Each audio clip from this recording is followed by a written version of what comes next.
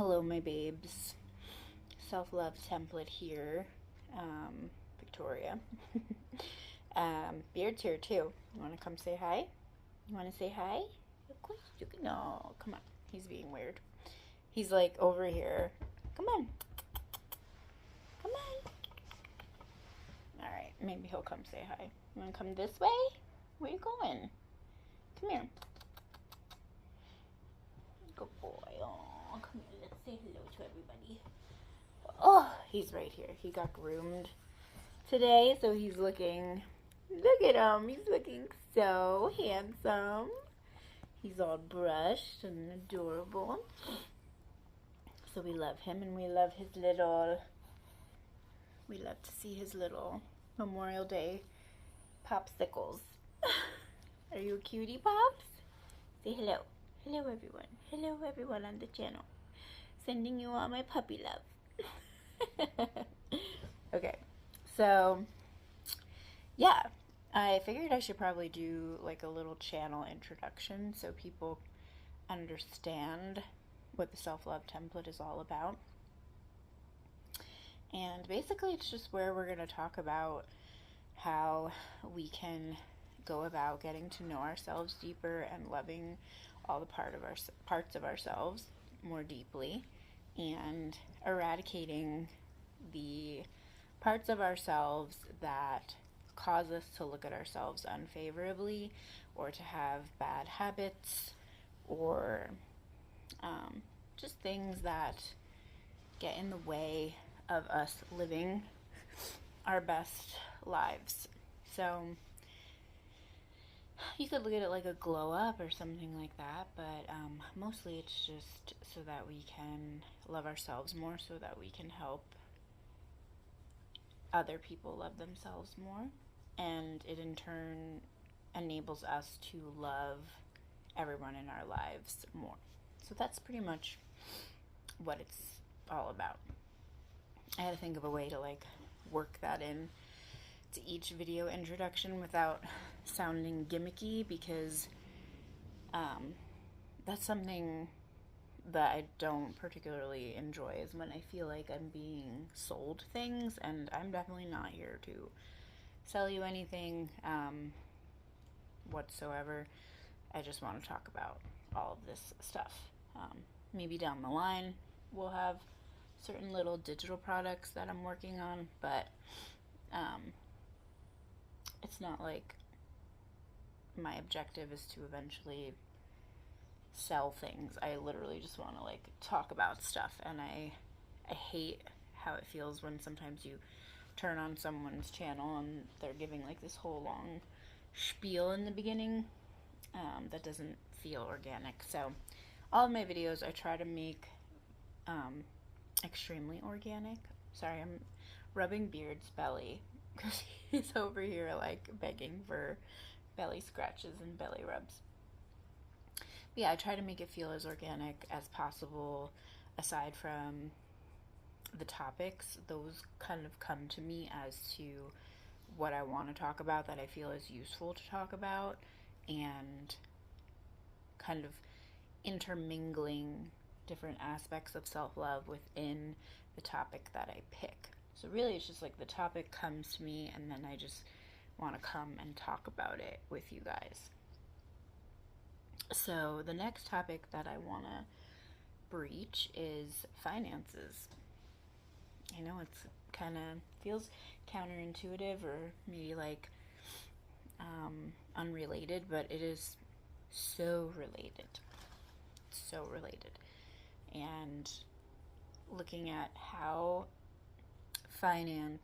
your finances, and just the topic of finance as a whole, corresponds to the amount of self-love that you have for yourself, the amount of self-love that you're able to garner, the level of self-love that you're able to give yourself, the quality of that love. And the reason why is because your finances are the place from which your whole life is going to come about from. they give you the tools and the resources that you need to build your life how you want it to be. And, you know, if you don't have your finances in check, or your financial house is suffering, then you're going to be suffering. If you don't feel good about your money, then chances are your monetary situation is not very good, and then vice versa, right? If your money situation is not very good, then you're not going to feel good about money. And you need money. It's a tool. You need it to build your life. You need it to have the things that you want. You need it to achieve the things you want. You need it to have the quality of life that you want, materially, or even just in terms of how you're able to take care of yourself or not, right? If you have certain values within your value system, a lot of the time, money is what's going to enable us to have the ability to exercise those values. Like, if for me, I love organic food. I don't want to not buy organic food. I mean, to each his own. I don't discriminate. What people should eat, what they want to eat. But for me, I want to be able to shop and buy organic food and not have to think about it. I want that to be built into my budget. Or clothes. I love having beautiful new clothes. Or beard. Like, I love being able to take Beard to the groomer every 2 weeks and take good care of him, because he has a lot of fur and it needs to be cared for, and that costs money. Or exercise, right? Like, I recently put out the money to join a Pilates membership, and it's expensive. It's like really expensive. And I put it off for a really long time because I wanted to build it into my budget, and I wanted to feel like it was sustainable for me and it wasn't like breaking the bank or whatever. But the point of me saying these things is that they're all part of my value system. Or, like, you know, books, for instance. I love to spend money on books because I love to read and learn, and that's a huge part of my value system too. Like, another thing that costs money. Not to say that you have to spend money on books, right? There's like library and Libby app and all those types of things. But me personally, I don't hold back on investing in my education because I feel like the ROI is huge, exponential. So, could be anything. The way you want to look, beauty, cosmetics, whatever. Maybe you like to go on trips. All of these things cost money. If you want to have experiences, that costs money. Not to say that every experience costs money. There's definitely many low cost and no cost options, and I'll get to that in a minute because that's part of this discussion. But if you want to exercise your values, chances are you're going to need money to do that. So that has to do with the income that you're generating. It has to do with the level of spending that you're at, whether that's at your means or above your means or below your means, whether or not you're budgeting, planning on how to spend your money, giving each dollar a home, so to speak, or a task. It has to do with how much you save and invest, right? Because you're also, not only are you taking care of you in the present moment, but you're also taking care of your future you. And the more you spend in today, the more you're kind of taking away from the future versions of yourself, especially if you're not doing anything to prepare for your future. I know for me, for a long time, I was not doing anything to prepare for my future. And I look back at that version of myself with a lot of compassion, but I'm also like, I can't relate anymore because I've changed so much. And I would never, I can't even imagine not investing money.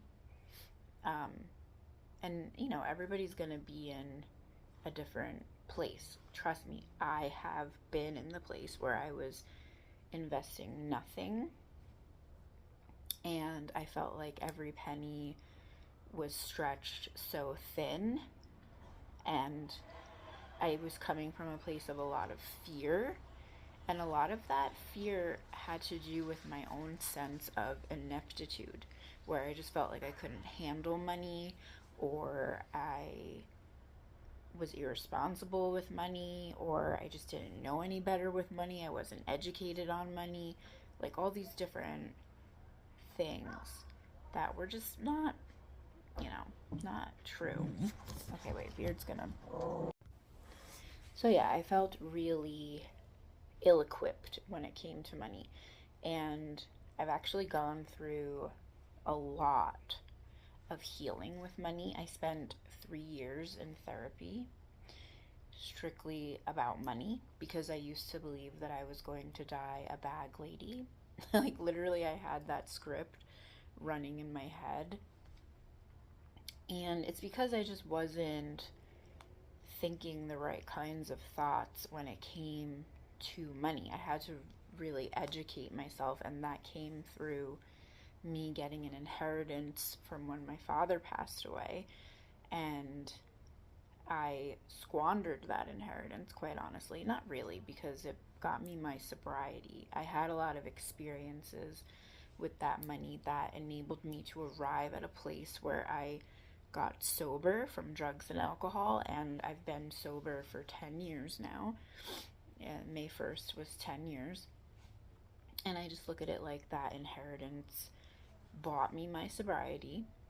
And not only did that inheritance buy me my sobriety, but it also immersed me in a education about money that I wouldn't have otherwise immersed myself in, because I always felt this guilt and, again, a really strong sense of ineptitude where I felt like I had to at least learn how to handle my money better. But I didn't really know where to start, so I basically read 1,000,001 books on personal finance. I mean, I've literally read them all, from Susie Orman to Tony Robbins, Dave Ramsey, and many other ones that I found more recently in my journey, because this was like a big, and it still is actually, a big layer of the self-love template for me. You know, I have my big 4 areas that I tend to struggle with and that I'm still actively healing on, and personal finance is a huge one for me. So I'm always peeling back layers. I'm always trying to continue to educate myself, and it's taken me a long, long road to get from where I was, where I was under earning. That's number one. So yeah, I was under earning. I was a college educated woman, working on a master's degree, and like I was, you know, really making chump change at certain points. At certain points I was making nothing. At certain points I was living off of my inheritance. At certain points I was living off of credit cards, you know, and went from that to where I am now, which, you know, is far removed. I have savings, I have investments, and assets. Not very many, but I do have assets. I have a positive net worth. And, you know, these are things we can kind of delve deeper into in later videos and topics and things like that. But the point for this one that I'm trying to convey is that I went from a space of just feeling very deep ineptitude to feeling like I know what I'm doing. I don't know everything, and there's still a lot more that I have to learn, but I overcame so much of that fear that I was allowing to consume me when I was mishandling my money, when I was misappropriating my money, when I wasn't budgeting, when I wasn't doing all these things that I just knew that I had to do. And,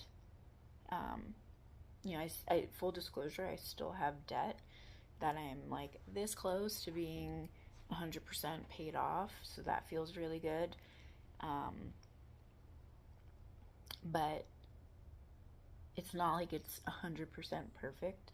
I'm also, you know, whereas I've raised my income and I continue to raise my income and I have multiple streams of income, they're not where I want them to be, right? Like I'm still learning how to find balance in terms of like allocating my energy to all these different things and just getting better with all of that and with looking at it. You know, there's times when I even struggle to look at my finances because that old identity in me still wants to come and take the wheel and, you know, just have me fall into previous habits. But I have to always remind myself that, you know, the things that I've wanted in my life, the things that I've been able to achieve have been a result of the accolades I've made with money. Even beard, like this little this little angel, like he was expensive, okay? Like really expensive, but I knew I wanted a dog, and I knew I wanted a very specific breed of dog, and I saved up my money, waited till the timing was right, and then I got him. If I didn't do that, then I never would have had him in my life, and he's such a joy and a pleasure in my life, you know? So, yeah, your life costs money, and so I believe that your finances are a reflection of the relationship you have with you.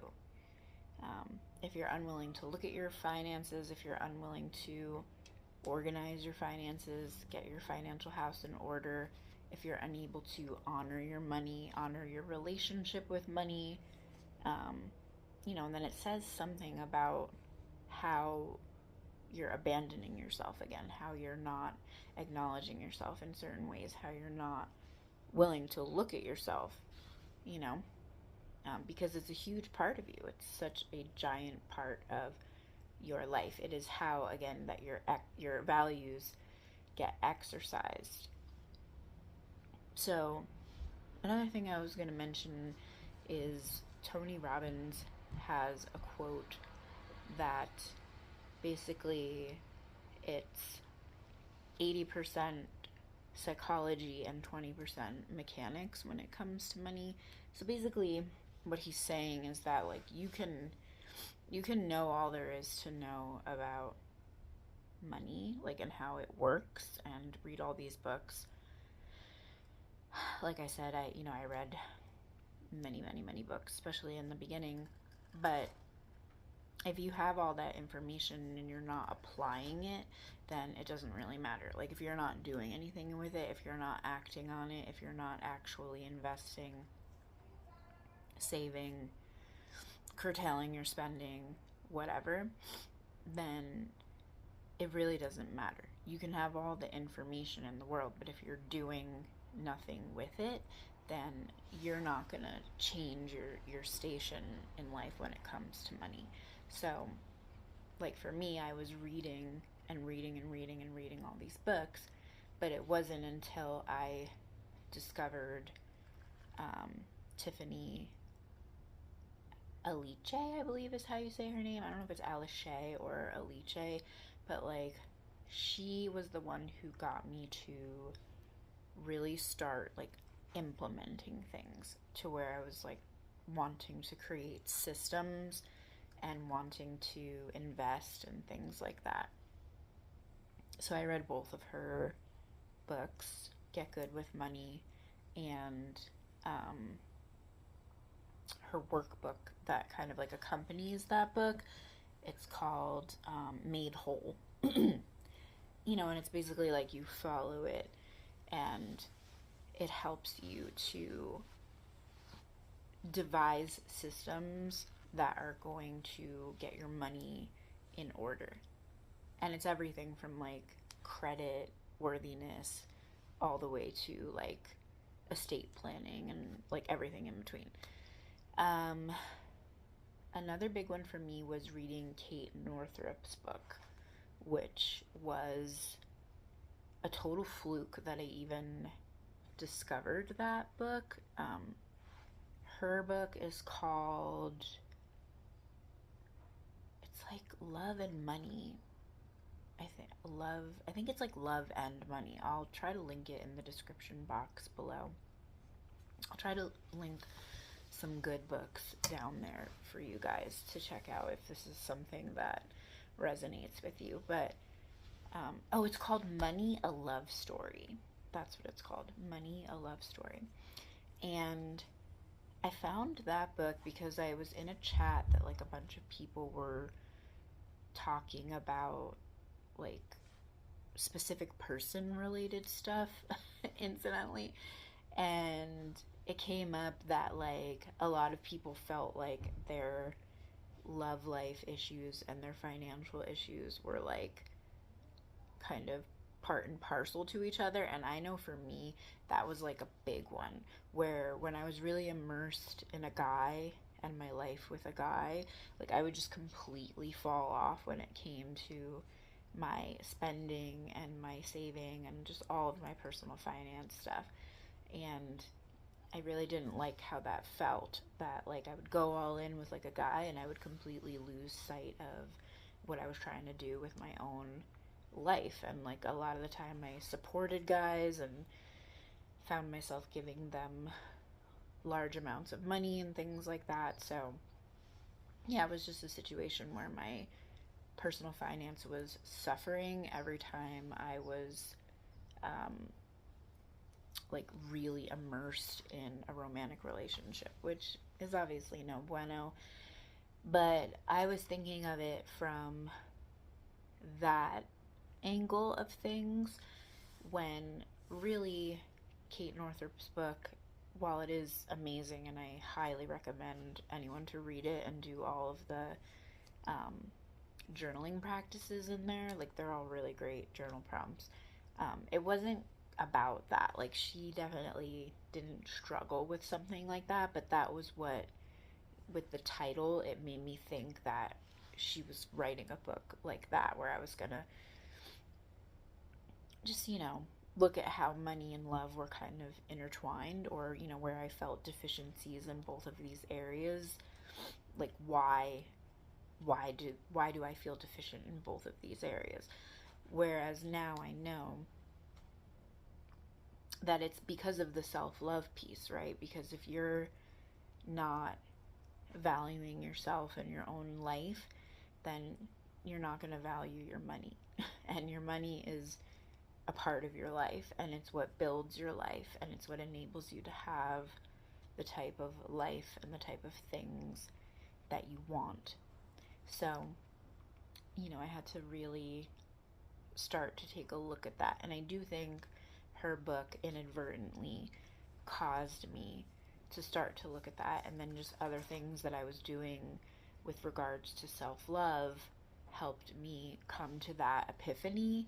And, it brought me a lot of liberation. And then what it did was it brought me to other tools and things that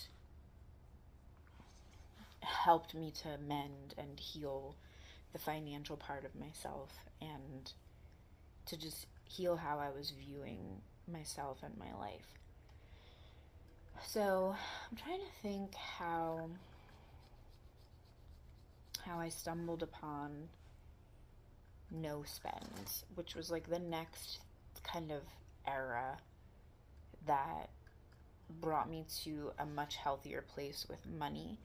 I don't remember like who turned me on to no spends, but somehow I stumbled across the idea of a no spend, and I was like, you know what, I really need to do that.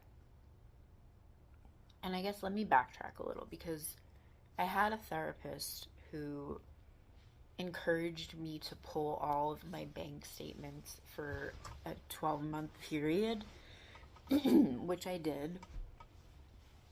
And I went through all of those monthly statements, and each and every transaction I color coded to a different like spending category, because for that exercise I was just really trying to look at my spending and what I had been spending my money on and how much I had been spending my money. So, and not like, what and how. What was I spending and how was I spending it? What was I spending it on and how much was I spending it? So for me, the 12-month period ended up covering from when I had gone on like a few trips in a row over like a summer. So it was basically from like August to August, and my birthday is in September. So I always tend to like travel for my birthday and stuff, but I had gone to like Temecula for one of my best friend's weddings and stuff like that, and I was spending a lot of money because I got like Airbnbs, and then I went to Cabo after that, so I was spending a lot of money in Cabo. And then it was my birthday, so I was spending a lot of money, and then like it just kind of went all the way through where I was like, wow, like it didn't stop, because then like the holidays came, and then I got to where I was in that current year, which was like the following summer, where I was starting to kind of like choose to look at my money differently and choose to do things differently with my money. And while I was still spending oodles and noodles of money, I was like, I need to really like reel it in, and then looking at those transactions and categorizing them and looking at the totals and the averages, it was just really, really eye-opening. So then I kind of got on a quest where I wanted to learn even more about budgeting and personal finance and things like that. So I went on YouTube and I just made like a playlist, like a finance playlist, and I just, anything that resonated with me or looked interesting or the person looked interesting or whatever, I just like threw it in that playlist, and then I would watch it while I was doing like the dishes or vacuuming or like whatever. I would listen to it in the background. So for budgeting purposes, I basically like just made a rough Excel spreadsheet where I was trying to really look again at my categories and then the amounts I was spending, and then just try to like do somewhat of a combination between like a zero-based budget and like an envelope system. And we can get into budgeting another time again if that's something that you guys want to cover. I'm happy to go over what I've been doing and like what works for me. But I ended up discovering Gabby Peterson, who I highly recommend. Love her. And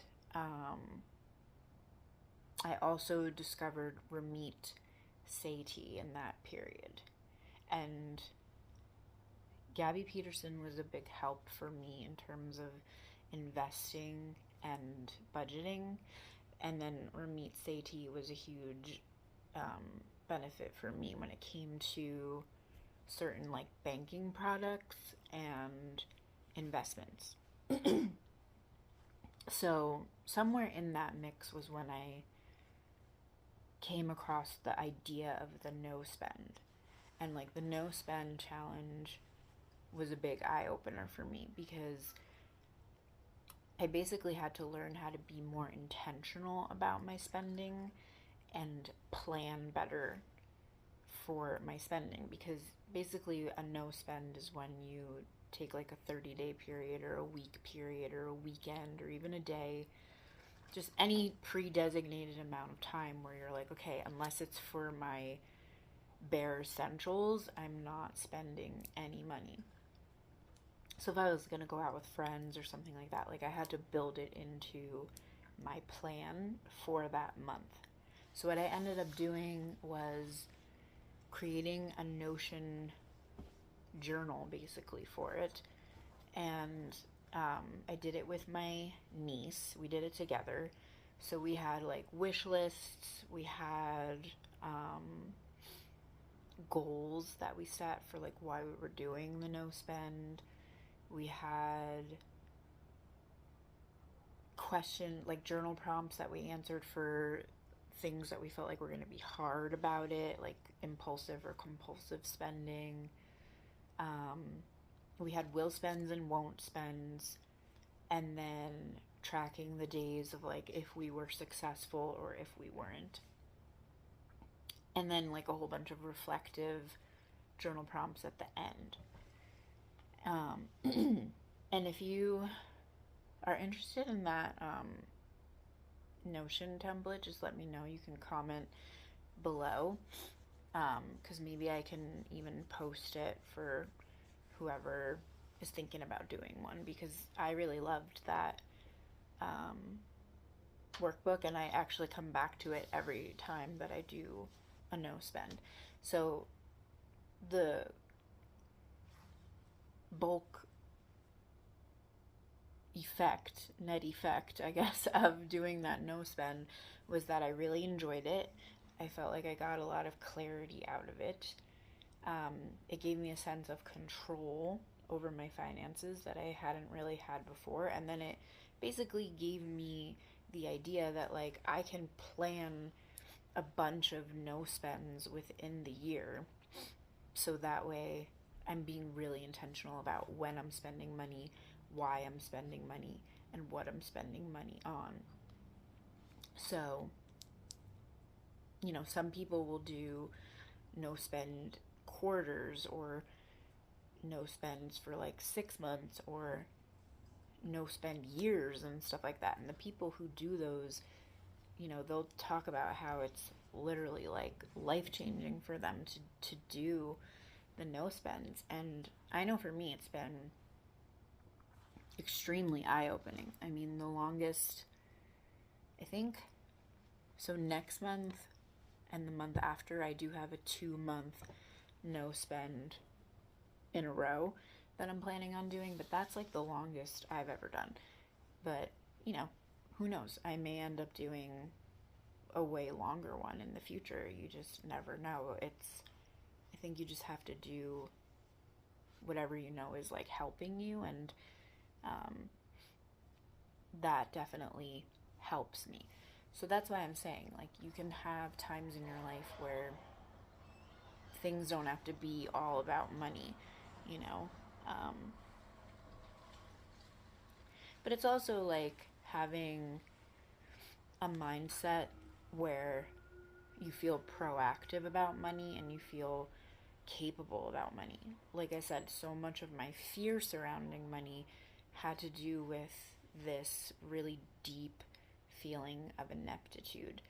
And while I really needed to be educated, and I'm glad that I took all those steps to educate myself, I think the most important piece of everything is taking action. Because what I've really learned about clarity in the past handful of years, and through the whole tenure of my sobriety so far, is that you can say you want clarity and you can try to plan for clarity and, you know, journal and do all these things, which I think are important prerequisites.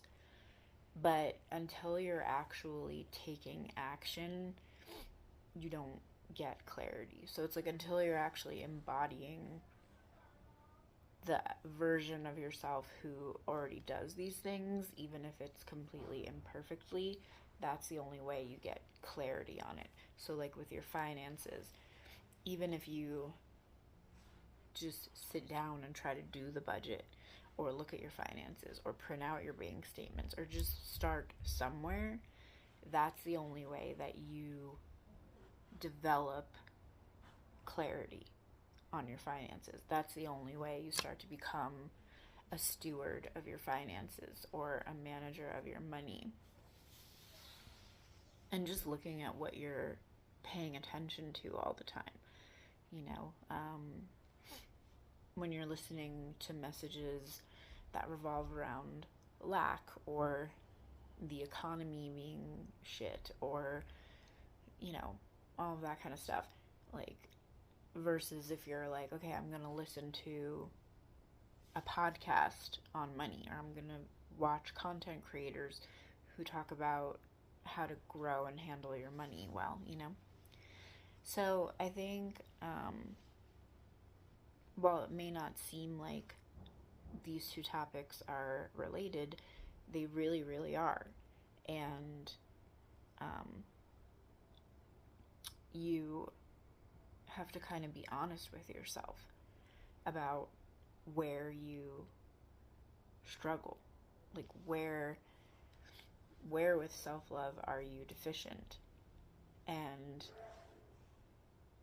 really only you're going to know that for yourself. I mean, you can ask some of your friends who love you a lot and get their opinion on what they think your problem areas might be, get feedback from them.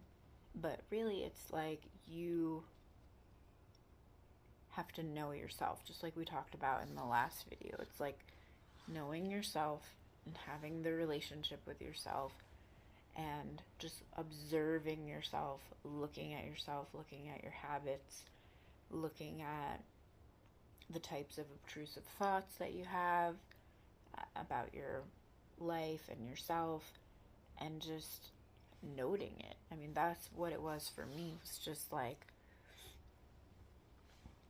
looking at where I was beating myself up, looking at where I didn't feel comfortable in my own skin, where I didn't feel comfortable in my life, and just really looking at it objectively and thinking, what could I possibly do to change this? What would I need to do to change this? And where would I obtain the information or the resources that I would need in order to change this? And then also like talking to my own subconscious mind and putting it out there that I was ready to have access to these things, and that I was ready to change, and that I wanted to change, and that it was important to me to change, and that I believed that I could change, and that I would change, and that I was changing, even when it felt really hard, even when it felt like I wasn't, even when I kept repetitively making the same mistakes over and over again, even when I would be like crying or something because I felt, again, really inept or really scared or really uncertain or whatever. You know, I had to like pull through. I had to have a tool belt, so to speak, an arsenal of tools that helped me change my mindset. And a lot of the time that was reading authors who helped me transform my mind. Like Neville Goddard was a big one for me. My Bible in general was a big one for me. Following YouTube creators who, again, were just giving me that self-love template without that wasn't what they were espousing to be. That wasn't what they were advertising themselves as, but something about them was just inspiring, or something about them was just the next version of myself who I wanted to embody. Journaling, as I've said in the past, was a huge one, and just really thought dumping, getting all of that out, and a lot of the time too just using prompts.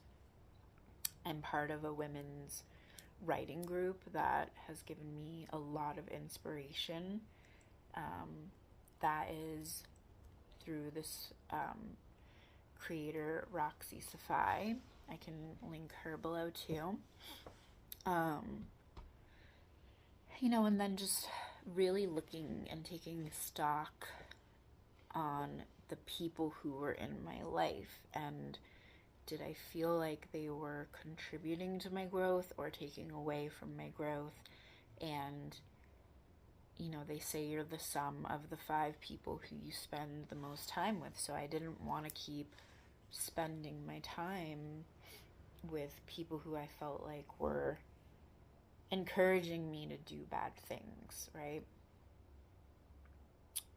It didn't mean that I didn't want to be their friend or whatever, but I had to be cognizant of what they were asking me to do with my time, and the mindset that they were embodying, the mindset that they were proliferating, their mental diet, like all these different things.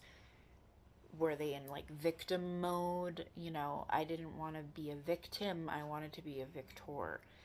And I wanted to continue to find people in my life who were enabling that for me, rather than enabling me to just continue to make the same crappy choices over and over and over again. I wanted to be around people who were helping me be a better version of myself.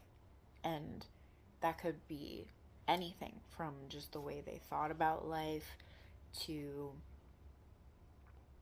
the different versions of success that they had, whether that was with their relationships or with the things they were able to create for themselves in their life. It wasn't just about like material things or monetary things, although because that was something that was important to me, that was within the realm of what I was looking for. I wanted to learn from especially women who were going to empower me to create a good life for myself where I didn't have to rely on anybody. And, that'll be another topic for another day, because this one's already getting kind of long. But, that whole aspect of self-reliance, especially as a woman, it's like tantamount to self-love. So we can get into that at another time. But yeah, I think self-love and finance are intricately related for the reasons that we pretty much discussed in here. And it's something to start looking at, because it's a gauge of how healthy or not your own love for yourself is, your own appreciation for your life is.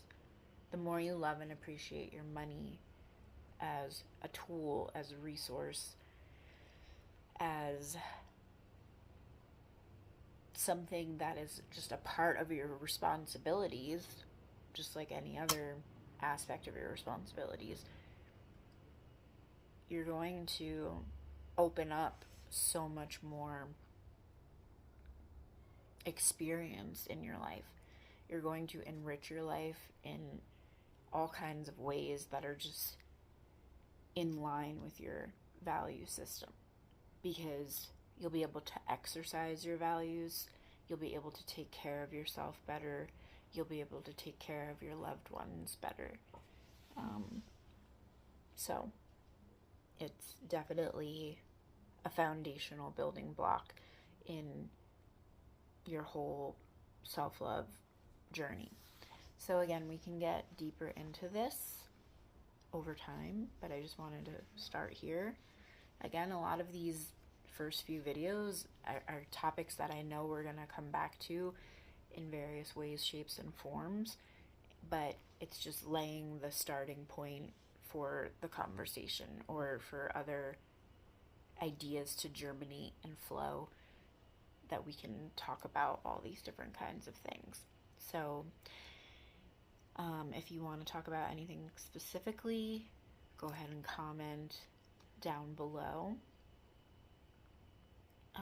Please feel free to like the video, subscribe to the channel if you haven't already, and share the video with other women or people. It doesn't have to be women, men, whoever, who you think could really benefit from this type of a discussion. So I'm sending you all my love, my babes, and Beard sends his love too. He's sleeping over there.